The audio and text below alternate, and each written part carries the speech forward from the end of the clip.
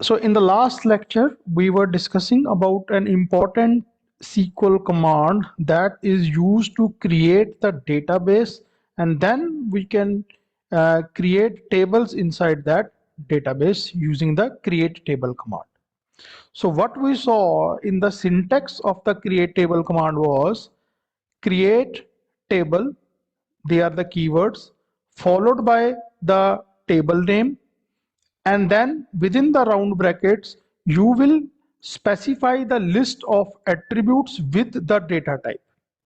तो उसका हमने एक एग्जांपल देखा था, as you can see on your screen, create table, ये ऐसे ही लिखा जाएगा, क्रिएट टेबल, चाहे स्मॉल में चाहे कैपिटल में. Then the name of the table which is employee information table. तो जब आप टेबल का नाम स्पेसिफाई करते हैं तो आपको एक चीज इंश्योर करनी पड़ेगी कि उसी नाम का कोई और टेबल जो है वो उस डेटाबेस के अंदर नहीं होना चाहिए, और ऐसे कॉमन नेम आप यूज नहीं कर सकते हैं which are already used by the system. उसके बाद you have a list of attributes that you can specify. These list of attributes will be the part of your table. For example, इसमें अगर आप देखेंगे तो which one is the attribute of your table, आपके table के कौन कौन से एट्रीब्यूट्स हैं. अगर मैं इसको ध्यान से देखता हूं तो one of the attribute is employee ID, then you have employee name, contact number, phone number, address, city and country. और अगर आप ध्यान से देखेंगे तो इन सब की डेटा टाइप्स भी स्पेसिफाइड है, जैसे इंटीजर, वेरिएबल कैरेक्टर और बाकी सारे वेरिएबल कैरेक्टर ही हैं. ओके, तो इसके अलावा अब हम आज के लेक्चर में क्या स्पेसिफिकली पढ़ने वाले हैं, that is the kind of constraints that I can impose on the attributes जब हम एक टेबल को क्रिएट करते हैं. तो कीज आप सबको मालूम ही है कि क्या होती हैं, ये मैं आपको ऑलरेडी करवा भी चुका हूं. तो इसमें एक प्राइमरी की होती है, वो आपको बताया था. All those keys which can become the primary key are called the candidate keys, वो मैं आपको बता चुका हूं. Then your unique key. Unique key क्या होती है, जिसकी वैल्यूज जो होती हैं वो यूनिक होती हैं. ठीक है, तो obviously primary key and candidate keys they both can also be the unique की. लेकिन यूनिक की और कैंडिडेट की या प्राइमरी की में एक छोटा सा डिफरेंस होता है, वो ये है कि प्राइमरी की आप जिसे बनाते हैं वो उसकी एक भी वैल्यू नल नहीं हो सकती है, जबकि यूनिक की के अंदर एक वैल्यू नल हो सकती है. देन योर अल्टरनेट की. अल्टरनेट की क्या होती है, आपकी कैंडिडेट कीज अगर आपके पास हैं उसमें से जो प्राइमरी की बना दी है उनको छोड़ के बाकी सभी कीज को अल्टरनेट की कहते हैं. और सुपर की क्या होती है, आपकी जितनी भी कैंडिडेट कीज हैं उनका जो यूनिक कीज हैं उन सबका combination is called a super key. This thing we have already discuss, तो दोबारा करने का जरूरत नहीं है. फॉरेन की एंड कॉम्पोजिट की भी हम लोग एक बार डिस्कस कर चुके हैं. तो let us start with the various constraints that I can use while creating the table. So the first constraint is called not null. What is the meaning of not null constraint और इसको लगाते कैसे हैं.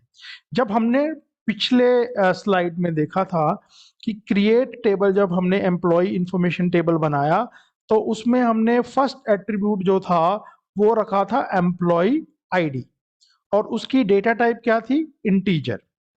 ठीक है, अब आप ध्यान से देखेंगे तो इसके आगे नॉट नल लिख दिया है. इसका मीनिंग ये है कि जब आप इस टेबल के अंदर डेटा को इंसर्ट करेंगे तो आप एम्प्लॉय आईडी को नल नहीं छोड़ सकते हैं. You will have to provide a integer value for the same.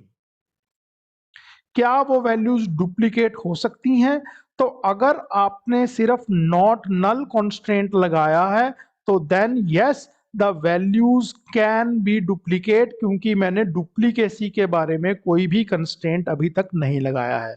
तो not null is basically used to ensure कि आप उस एट्रीब्यूट की वैल्यू को फॉर अ पर्टिकुलर रिकॉर्ड खाली नहीं छोड़ सकते हैं. Next is unique. Unique attribute ensures that all the values in the column are unique. ठीक है, तो आप यूनिक जब लिखते हैं किसी के सामने, ये जो मैंने हाईलाइट किया है यहां पर, दिस इज कॉल्ड यूनिक। तो यूनिक का मतलब क्या है? That every value in the employee ID should be unique and there can not be any duplicacy. Right. तो अब हम समझने की कोशिश करते हैं कि प्राइमरी की क्या होती है। Now primary key is a combination of both not, null and unique. तो अगर आप ध्यान से यहां पर देखेंगे स्क्रीन पर जहां पर मैंने हाईलाइट किया है, तो यहां पर दोनों कॉन्स्टेंट्स लगा दिए हैं। ना तो आप वैल्यू को नल छोड़ सकते हैं, and all the values that you enter are called unique. तो अगर मैं यहां पर नॉट नल मान लीजिए नहीं लिखता हूं और यहां पर सिंपली लिखता हूं यूनिक, तो then what will be the impact? The impact will be, unique का मतलब होता है कि all the values should be unique. तो ये एक वैल्यू को नल अलाउ करता है। दैट मीन्स अगर आपके पास 200 एंट्रीज हैं, तो उन 200 एंट्रीज में से एक एंट्री जो है वो नल हो सकती है। लेकिन जैसे ही मैं लिख देता हूं नॉट नल यूनिक, इसका मतलब क्या है कि ना तो कोई भी वैल्यू खाली हो सकती है और सारी की सारी वैल्यूज यूनिक होनी चाहिए। And these both together form the properties of the primary की। लेकिन मैंने अभी इसको प्राइमरी की नहीं बनाया है, मैंने सिर्फ इतना ही बताया है कि ना तो ये नल हो सकती है और ये यूनिक भी होनी चाहिए। The third you can say constraint that we have is called the check constraint. अब चेक कॉन्स्टेंट क्या होता है? चेक कॉन्स्टेंट लगाया जाता है आपके सीक्वल के अंदर to ensure that we can check the value of a particular attribute as per the values provided. आप जो भी वैल्यू प्रोवाइड करते हैं वो उस वैल्यू को सेटिस्फाई करना चाहिए, उसी को हम लोग चेक कॉन्स्टेंट बोलते हैं। फॉर एग्जाम्पल, जैसा कि आप यहां पर देख सकते हैं, the check constraint has been applied on the country value। जब आपने एट्रीब्यूट बनाया कंट्री, तो मैं चेक कर रहा हूं that the value of the country should only be equal to India. अगर आप कोई और वैल्यू डालते हैं तो it will give you an error. So I repeat, what is the check constraint? Check constraint is used to limit the value range that can be placed for the column। ठीक है, आप check इस तरह से भी लगा सकते हैं। फॉर एग्जाम्पल, जैसे एज कॉन्स्टेंट है, देन अगर आप रजिस्ट्रेशन कर रहे हैं तो आप लगा सकते हैं check age is greater than equal to 18। यानी जिस किसी की भी रजिस्ट्रेशन हो रही है, मैं चेक लगा रहा हूं that the value can not be less than 18, it has to be greater than equal to 18। अगर आप मल्टीपल एंट्रीज देना चाहते हैं तो वो भी पॉसिबल है। फॉर एग्जाम्पल, अगर आप चार कंट्रीज में से एक कंट्री को एक्सेप्ट करना चाहते हैं, तो आप इंडिया के साथ श्रीलंका, पाकिस्तान, नेपाल, भूटान, इस तरह से भी वैल्यूज दे सकते हैं। That means except any one value from all given values. ठीक है, तो I repeat one last time that a check constraint is used to limit the value range that a particular attribute can have। उससे ज्यादा value नहीं हो सकती है। क्या मैं मल्टीपल कॉन्स्ट्रेंट्स लगा चेक कॉन्स्ट्रेंट्स लगा सकता हूं? बिल्कुल लगा सकता हूं, with the help of let's say and constraint. तो मैं एंड अगर यूज करता हूं तो आपको पता होना चाहिए कैपिटल में एंड लिखना है। तो and is use to combine two you can say check constraints. For example, age should be greater than equal to 18 and country is equal to India. इसका मतलब क्या है कि मैंने दो एट्रीब्यूट्स के ऊपर चेक लगा दिया है कि एक तो जो कैन एज एट्रीब्यूट है उसकी वैल्यू ग्रेटर देन 18 होनी चाहिए, और एक उसकी कंट्री इक्वल्स टू इंडिया होनी चाहिए। Okay, so I hope this is clear to you. Next is default. Default क्या होता है? When we insert an record in a table, then in case if you do not specify a value for a particular you can say attribute, then the default value is picked. For example, country, आप बताते हैं कि आपकी country कौन सी है, but in case जब आप insertion कर रहे हैं and you do not specify what is the value of country, then it picks up the default value. For example, आप यहां पर देख सकते हैं कंट्री इज द जिसकी डेटा टाइप वेरिएबल कैरेक्टर है, उसकी डिफॉल्ट वैल्यू क्या है, इंडिया. इसका मतलब क्या है, फॉर एग्जाम्पल अगर मैं टेबल के अंदर वैल्यूज इंसर्ट करता हूं, मैं अपना एम्प्लॉय आईडी देता हूं, नेम देता हूं Dinesh, and then I give my contact name, my phone number, I give my address, city, but I do not give the value for my country. Then by default it will place the value as India. That is why it is called the default constraint. Right. The next is that we are going to study is called the index. Index is a very important constraint. Indexing हम लोग क्यों करते हैं? Indexing हम लोग fast searching के लिए करते हैं. इंडेक्सेस जो हैं वो एक अलग से एक टेबल बना देते हैं आपके एग्जिस्टिंग टेबल का, which facilitates fast searching. Let me give you an example of the same. For example, if you have let's say name value in name attribute in your table, अगर आपके table के अंदर एक name attribute है, ठीक है, लेकिन वो जो नेम एट्रीब्यूट है वो आप जानते हैं कि वो प्राइमरी नहीं हो सकता है, because there are multiple entries that can be there within a single you can say name, मतलब multiple records can have the same name. लेकिन क्या अगर मुझे नेम के बेस पे सर्च करनी हो, क्योंकि जनरली आप जानते हैं कि लोगों को आधार नंबर, रोल नंबर ये सब याद नहीं रहते हैं, लेकिन नेम याद रहता है, तो मुझे नेम के बेसिस पर सर्च करनी है, even though it is not a primary key and can have multiple entries. तो क्या मैं उसकी किसी तरह की सॉर्टिंग कर सकता हूं? Then the answer is yes. मैं उसके लिए इंडेक्स बना सकता हूं. तो I can create index for the same.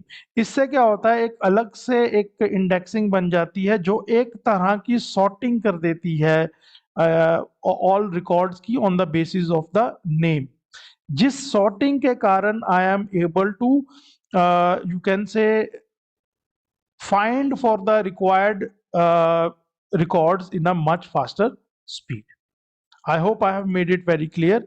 तो अब हमने ये देखना है कि हम लोग इंडेक्सिंग बनाते कैसे हैं. So this is an example of how to create an index. First of all we write the keywords create index.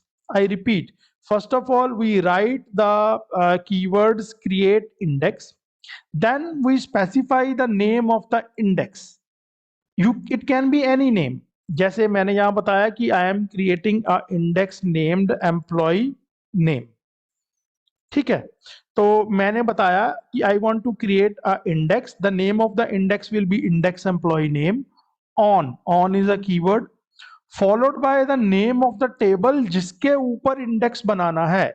Now name of the table is persons table, तो जो आपका इंडेक्स बनेगा that will be on the persons table. लेकिन जो आपने index बनाना है वो कौन से एट्रीब्यूट के हिसाब से इंडेक्सिंग करेगा, तो the name of the attribute जिसके ऊपर इंडेक्सिंग करनी है that is employee name. So I hope this is very clear. This statement is used to create a index named index underscore employee name on the table name persons and the attribute for which the index is to be created or is called employee name. So I hope this is clear to you. The next constraint and an important one is called the primary key constraint. Now you all know what is a primary key. Primary key is an attribute which is can be used to uniquely identify each record in a table. One thing, primary key must contain unique values. Primary की जो है वो unique values ही रख सकता है, can not have duplicate entries and it can not have null values. It cannot have duplicate values and it cannot have null values. And how many primary keys can be there within a single table? There can be only one primary key within a single table. So let us see what is the syntax to create the primary key. Now here in the example you can say create table. We are trying to create a table with a table name persons. The first attribute is ID, second attribute is last name, third attribute is first name, fourth attribute is age, और उसके बाद I am using the keyword primary key ये बताने के लिए that the primary key of this table will be ID. So ID is the primary key for this table, right? So what are the properties of the primary key? The value of the attribute ID ये ना तो null हो सकता है ना ही duplicate हो सकता है.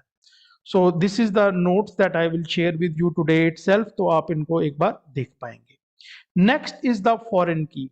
Foreign key क्या होती है? Which is related to a primary key attribute. यानी दो tables हैं वो आपस में connected हैं through a primary key attribute table.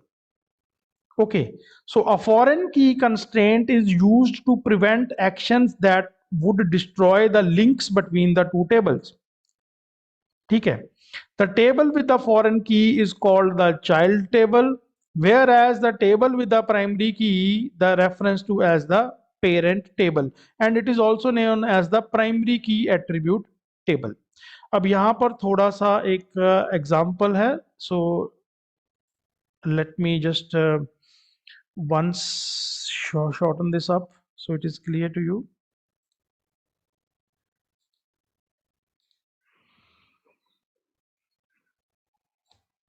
Just let me change the layout. So there you see we have two tables. One is called the persons table and the other one is called the orders table. So let me see if I can have this in the single page so that it is visible to you. So I hope now this is visible to you. Let us so this is it, right? So we have a persons table and we have an orders table. The primary key of the persons table is the person ID, right? So what is the primary key of the persons table is the person ID. So you cannot have two persons with the same ID, that is the person table. Person 1, person 2 and person 3. Next is the order table. Order table contains the entry of all the orders placed by the existing persons. यानी person ID 3 ने 2 orders place किए हैं, person ID 2 ने 1 order place किया है and person number 1 ने 1 order place किया है. Okay, so now can an order be placed by a person with the person ID 4? The answer is no. क्या एक ऐसा पर्सन ऑर्डर प्लेस कर सकता है जिसका आईडी नंबर 4 है? The answer is no, because there is no person with the ID number 4 in the persons table. यानी सबसे पहले हमें पर्सन्स टेबल के अंदर उसकी एंट्री करनी पड़ेगी, उसको एक आईडी नंबर देना पड़ेगा, then only that person can place order in the persons ID table. For example, nowadays when you go to any showroom or any you can say big departmental store, so what they do is they ask you for your phone number. Why they ask you for your phone number? Because indexing has been done on the phone number and we are able to easily search for that in our record.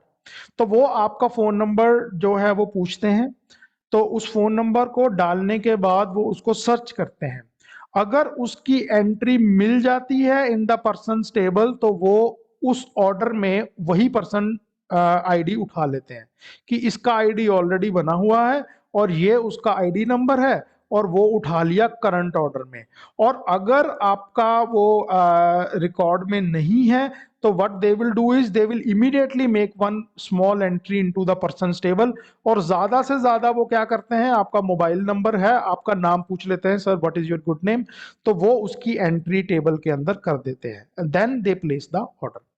So that means you cannot place an order until you have a ID. तो ID बनती है फिर आप place कर सकते हैं। तो अगर आप अपना मेन टेबल मान के चलते हैं पर्सन टेबल, तो उसमें person ID is the primary key, whereas person ID attribute in the order table is the foreign key, and this foreign key यानी order table की person ID is linked to the person ID of the persons table। तो ये बनाते कैसे हैं, what is the syntax for the same, that we will see in the example right now। तो हम लोग एक टेबल बनाने जा रहे हैं, क्रिएट टेबल ऑर्डर्स। तो हम कौन सा टेबल क्रिएट करने जा रहे हैं, क्रिएट टेबल ऑर्डर्स, राइट। तो इसमें जो आपका ऑर्डर आईडी है वो इस टेबल की के लिए नल नहीं हो सकता, हम कोई ना कोई वैल्यू उसके अंदर डालेंगे, वैसे इसकी जरूरत नहीं है।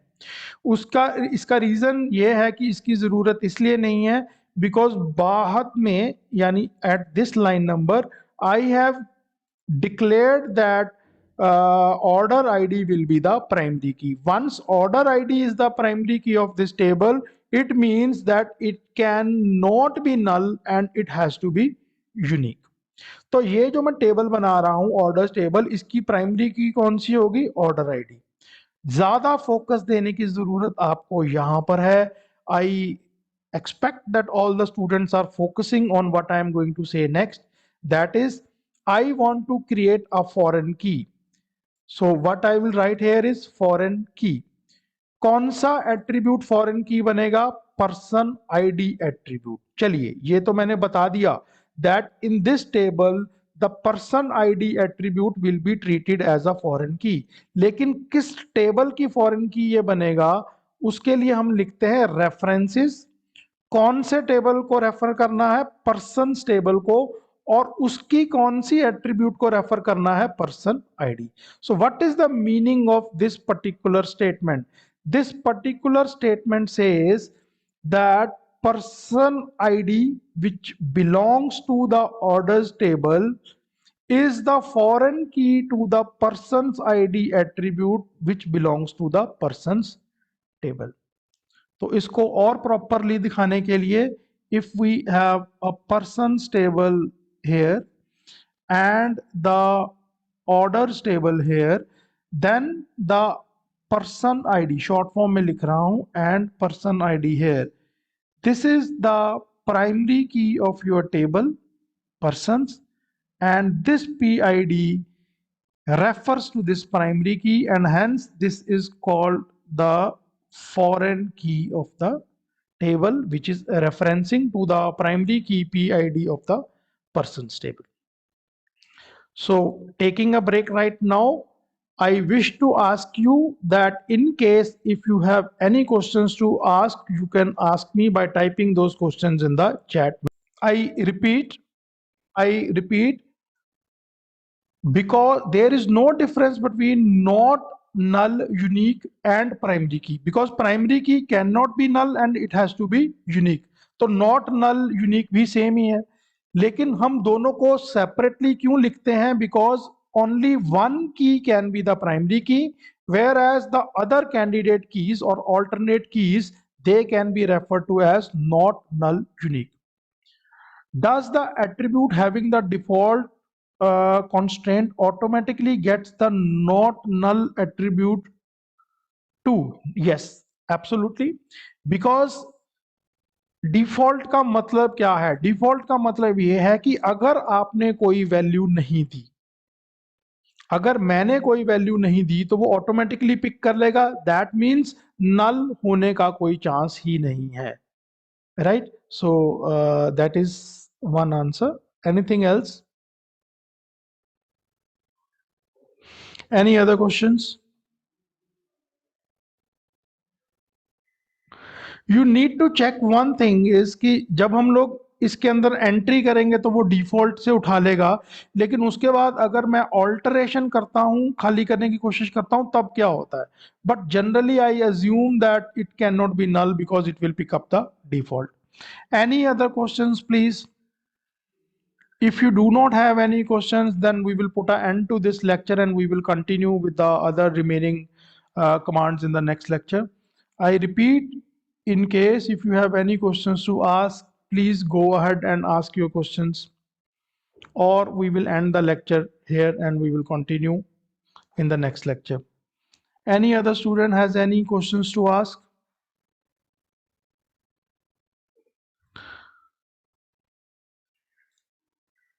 So, okay, so this is the end of the lecture today, and we will continue with your next lecture as per the timetable. Thank you.